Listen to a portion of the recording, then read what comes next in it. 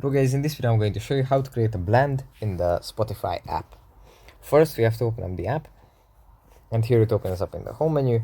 From here we just go into the library, then we tap on the plus icon, and then we tap on blend, and here we have to invite a friend to create a blend with, which means that we can create a shared playlist with this person and add songs to the common playlist together, and then create a mix of our tastes.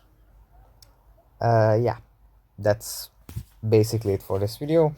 You can just tap on invite and share this share the link that the app provides with your friend that you want to invite to the blend.